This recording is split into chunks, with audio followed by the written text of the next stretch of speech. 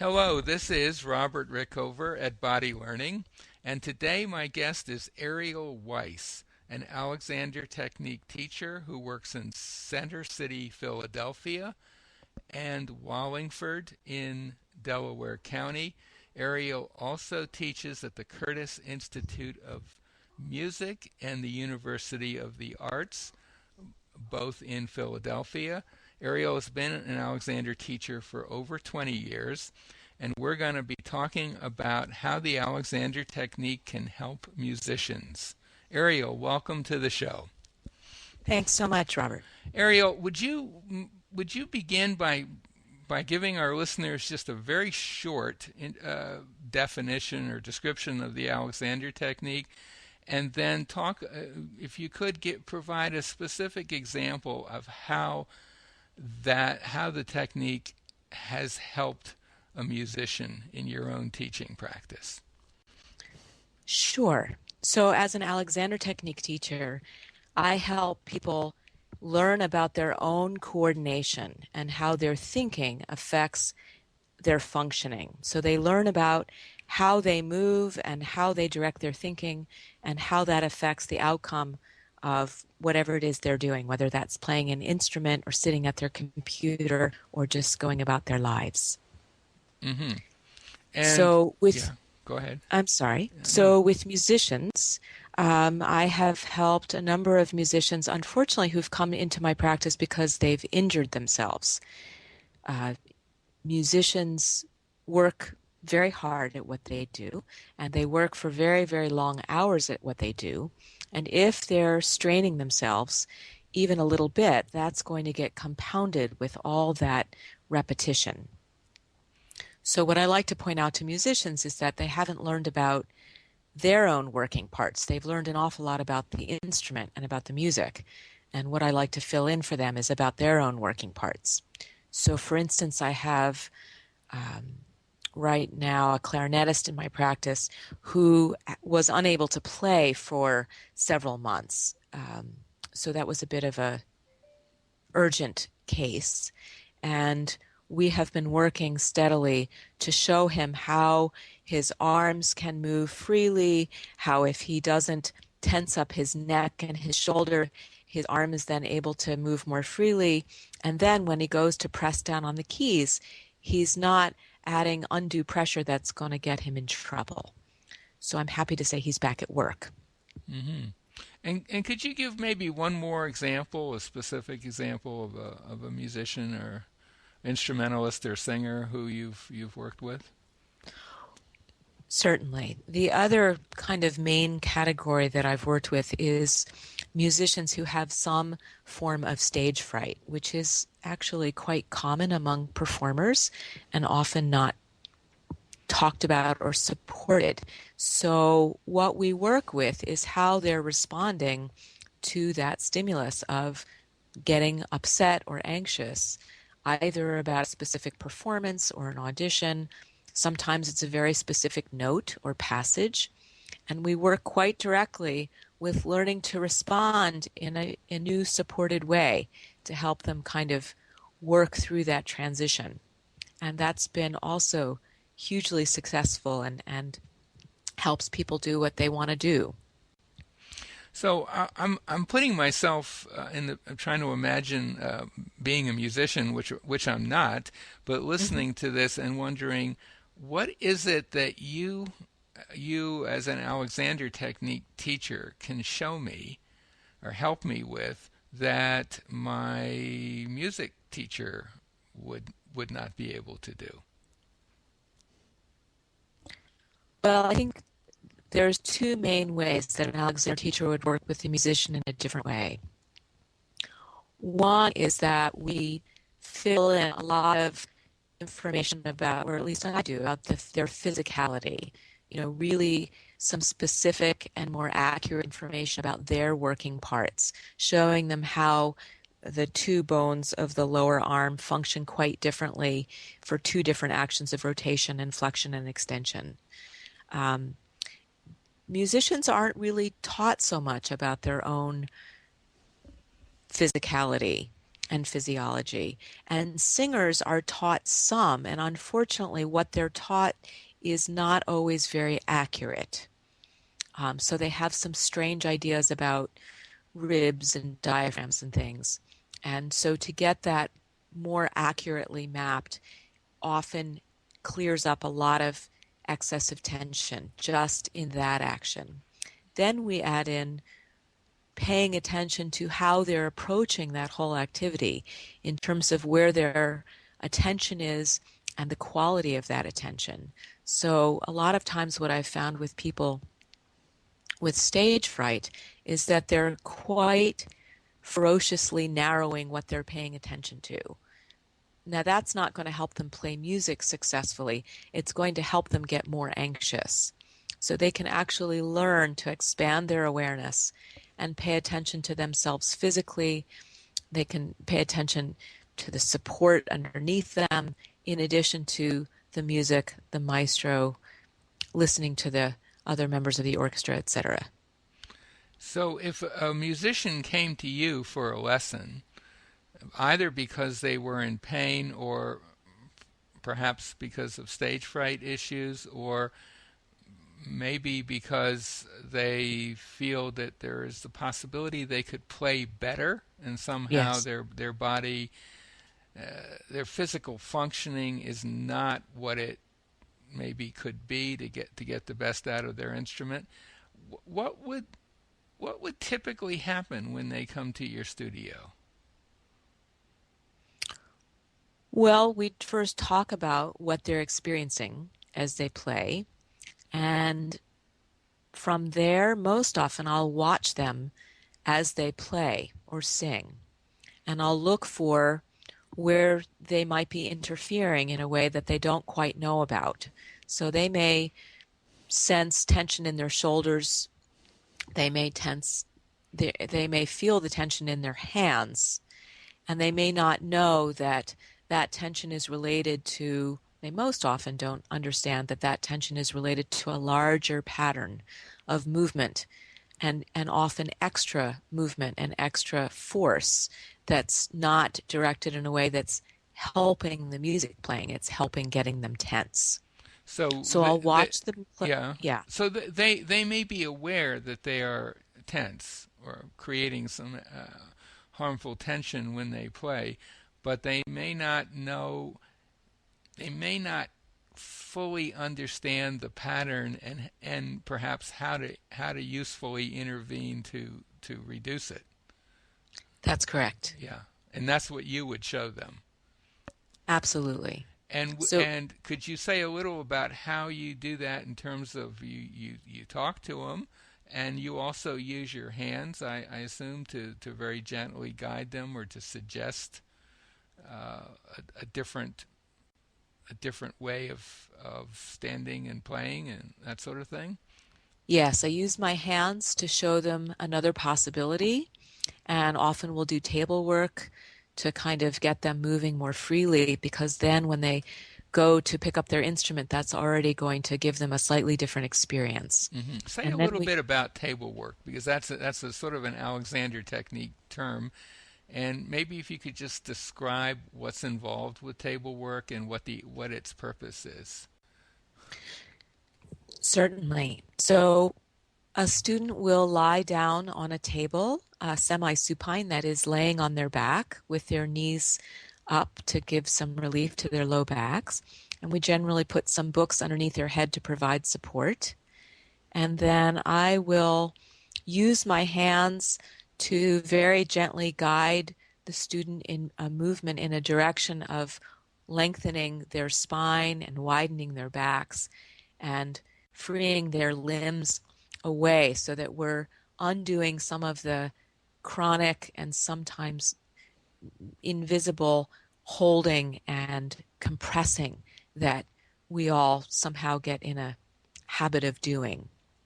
And we put students on a table because when they're not engaged in the job of holding themselves up, generally it's a bit easier to let go of some of that extra tension. And what happens is that the student has an experience of themselves with a bit more volume and a bit more ease. And when they get up off the tables, the contrast is usually a bit greater and easier for it to register. So it's a little less scary to do some of that letting go when you're lying on a big table. And also the impression is clearer to kind of comprehend or experience. Hmm. So it's a deliberate retreat from activity in order to perhaps encourage the student to release a bit more. But then, of course, the trick, of course, then is how can they take that back into activity usefully? Yes, and I always follow up table work with some kind of activity work. So for a musician, we spend quite a bit of time in how they pick up their instrument because very much of the tension patterns they are applying to the playing of that instrument are introduced far earlier in that action of picking up the instrument. Most of the musicians I work with have been playing for many, many years and for many, many hours every day. And so that action of picking up their instrument is habituated to a level that's pretty hard for them to kind of decipher what's going on. And so we really look very carefully at how do I pick up my instrument? What am I doing with myself as I pick up my instrument so that I'm really ready, that I'm tuned up to play? Hmm. And I would add to that, even before picking up the instrument, even thinking about picking up the instrument or opening the violin case, for example, can often trigger some unconscious patterns of tension that are useful to address. Absolutely. And I also work a lot with musicians on carrying their instruments around. I'm working with a lot of students who are, well, all musicians, not all musicians, many musicians have to carry their instruments around. And if they're doing that in a harmful way that's pulling on themselves, then that's going to set them up to take all that tension into the playing of that instrument. Absolutely. Pity the poor cellist, for example. Yes. And I'd like to just reiterate a point that you made earlier of how how much hard work is involved in being a musician.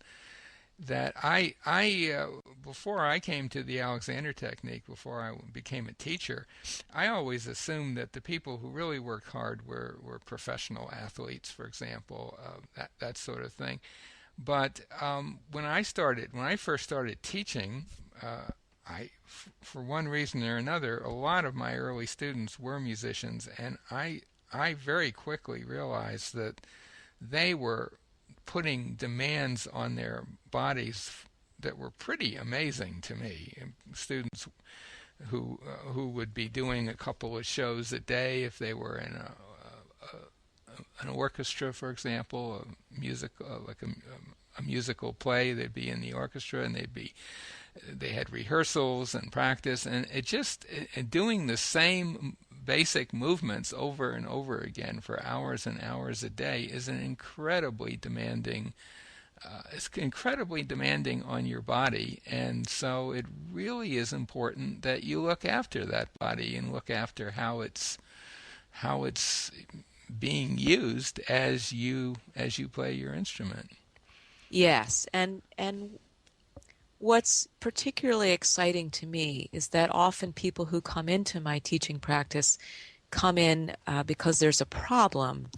And not only is it rewarding to help them do what they want to do, but the musicality itself, the artistry, always improves. And what's what's so interesting to me is that a lot of the tension that those musicians are kind of putting into their playing is kind of in the spirit, in the name of artistic expression or working hard. And Yes, yes. and I understand that as a performer.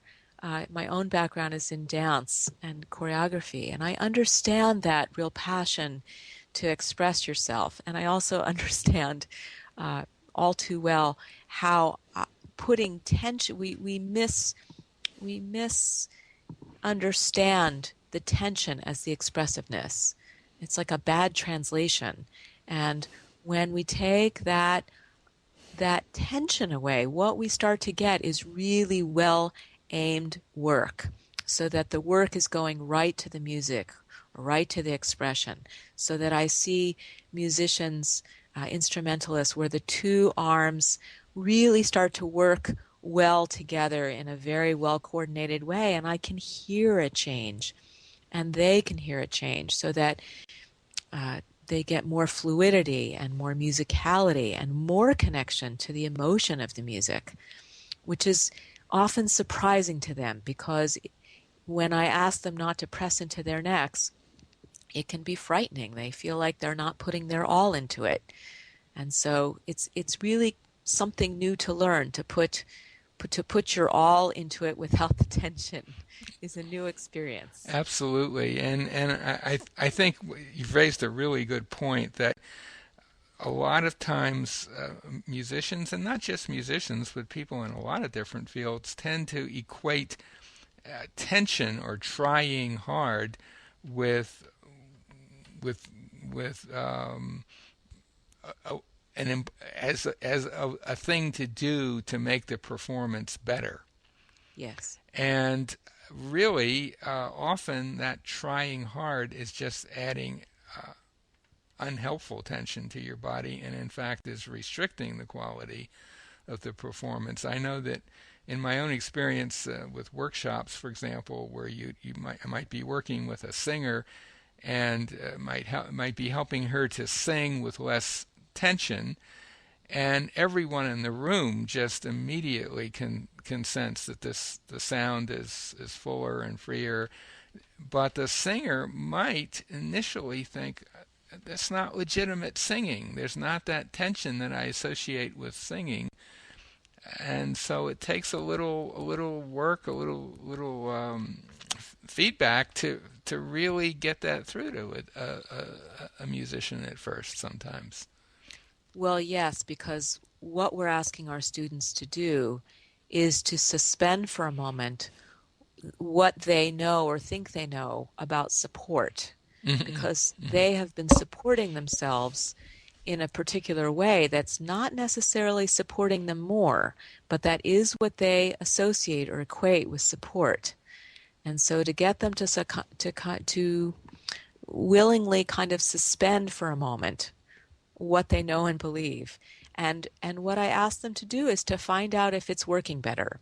Find out if they're able to control their breath in the way they need to. Find out if they have enough breath support to get through that long phrase or hit the notes they want to be hitting with the quality they want. So I often have students bring in a recording device so that they can more objectively find out what's working, not whether it feels right, because that's not going to be accurate and it's not a good way to assess what's going on. Exactly. Yeah. And And as you point out, working in groups is a fabulous way to help with that so that people get feedback um, outside of their own experience. exactly. And when I have musicians as students, I always suggest they find someone whose ear they can trust, and do some of the little experiments that I would suggest they do with someone who has a better ear than me, because I'm not a very musical person, and I can miss a lot of the subtleties. But a tape recorder or an MP3 recorder to bring in and actually listen afterwards to what you sound like. You might be surprised at the difference that you might not feel. You might feel you haven't sung properly, or you might feel that you haven't sung with the appropriate amount of effort. But in fact, there's more volume, a better quality of sound, and you've worked less hard at producing it. Right. Which, That's right. yeah, I'd like to address a question, perhaps more generally about musicians and the technique. I think that of all the performing arts, say dance and music and acting, um, it, of all of those, in the field of music, the Alexander technique is probably best known and most applied.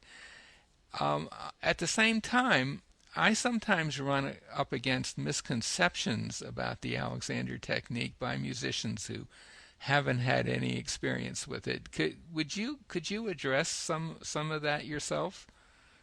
Certainly. I actually have run into this quite directly, most often with the opera singers that I Hmm. work with. Hmm.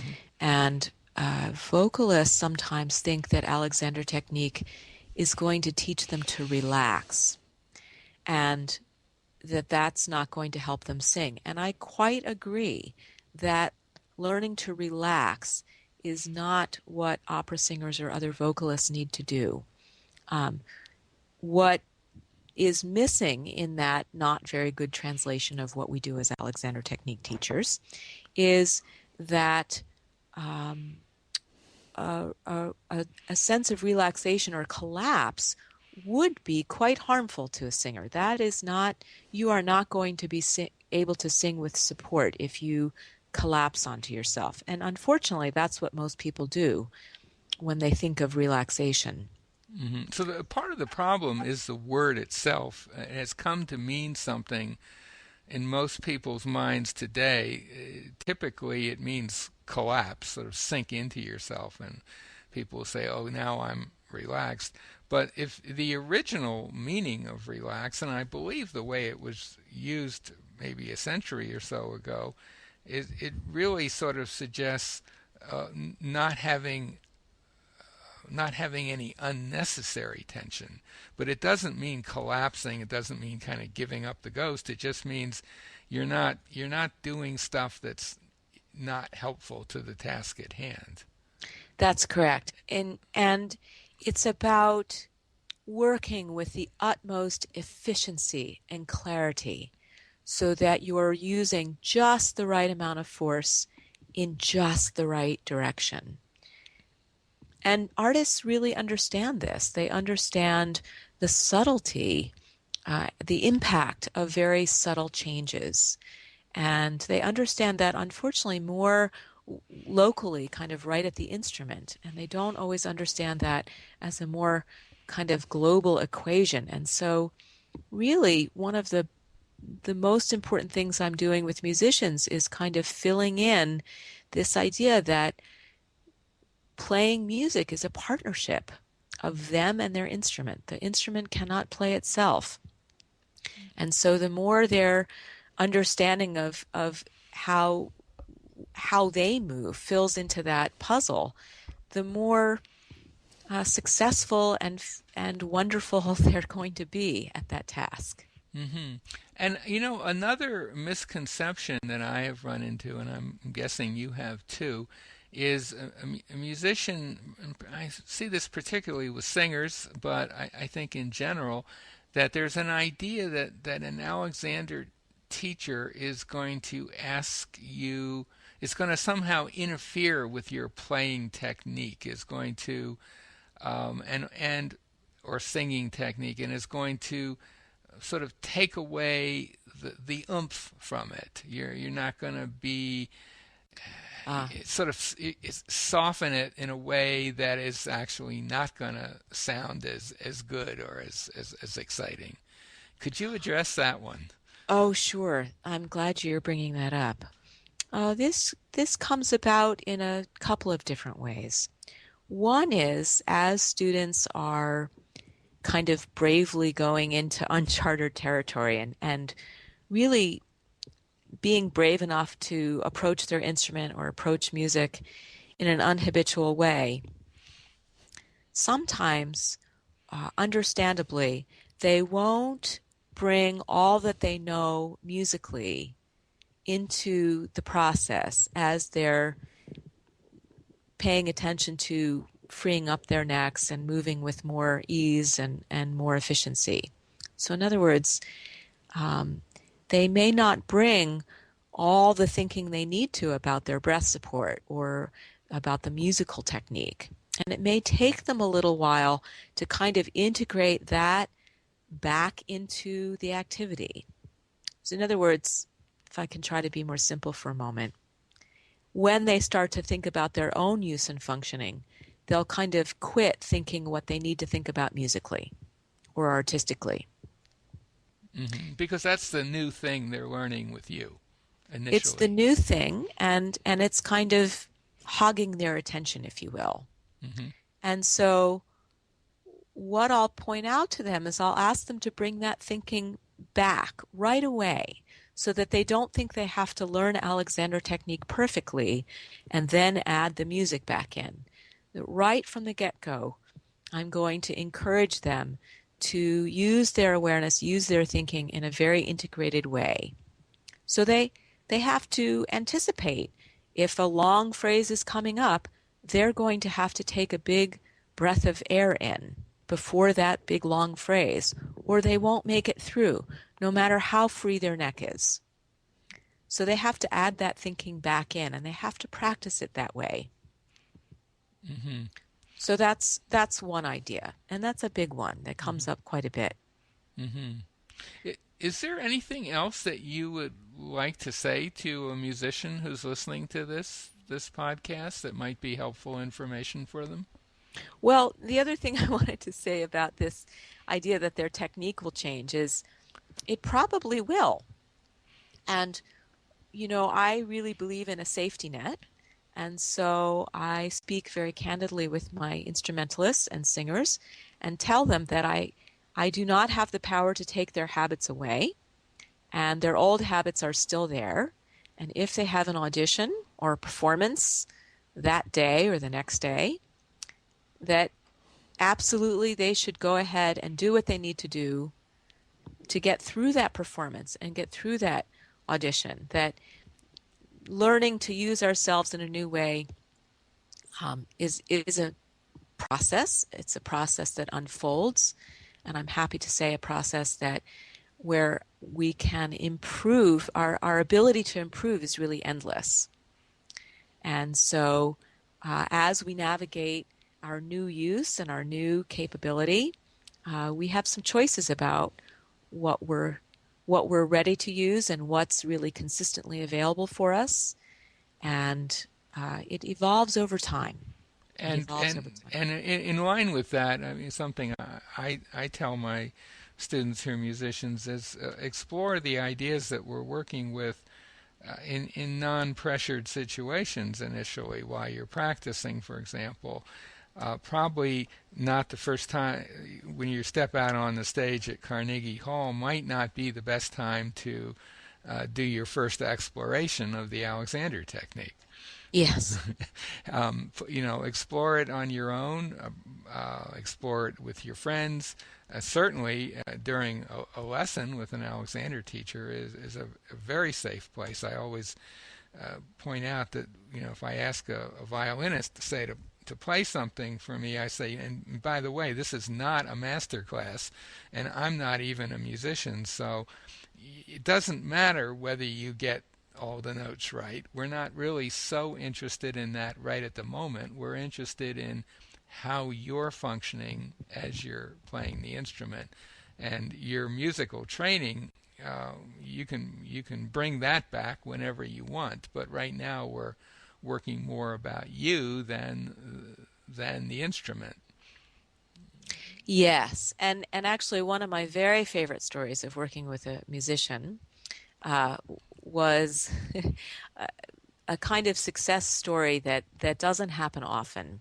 A young cellist came in to see me. He was experiencing quite a bit of discomfort in his neck and shoulders playing the cello. So I watched him play and soon discovered that he really had pretty much no awareness of his own physical structure and support in the action of sitting, let alone holding a cello.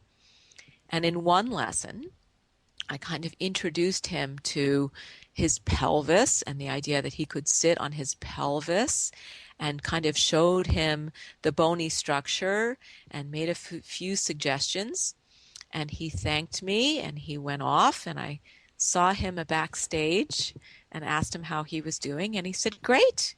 And in one lesson, he was able to get a clearer idea of his own physical structure and support. and really it was enough to help him make improvements. And so he wasn't so interested in a lifelong evolution and progression of his playing. He got a little bit of information that helped him a great deal. So that was really quite wonderful to see. Yes, and that happens more often than we can imagine. Than we imagine that sometimes all a person needs, or at a particular point, is just a bit of information about how they're using themselves, as your example, in sitting or standing. Just a little basic postural information that may not seem to have all that much to do with playing a musical instrument, but of course it does. And the musician might be able to just with that integrate that into their being, and the quality of their playing or singing will improve dramatically. Yes. So I guess I would I would say the takeaway message here is that if you are a musician and anything that we've been talking about um, perks up your interest, um, find an Alexander Technique teacher in your area and have at least a lesson or two, and you'll pretty quickly get an idea, a direct experience of what we're talking about, and it could make a huge difference in your playing or your singing. Yes, and I guess I also just want to send a message out to not just musicians, but especially those who are teaching musicians. Oh, yes, good. Talk a little Because, about that. well, I work with a lot of musicians and I work with a lot of teachers of musicians, and I've had the opportunity to go give workshops. And one of the most important things we can kind of get the message out there is to encourage students not to wait if there's a problem. Unfortunately, musicians get the message that they shouldn't complain and that they Yes, should work yes. through the tension and discomfort, and that somehow complaining or addressing that is somehow not being a hard enough worker or a serious enough student.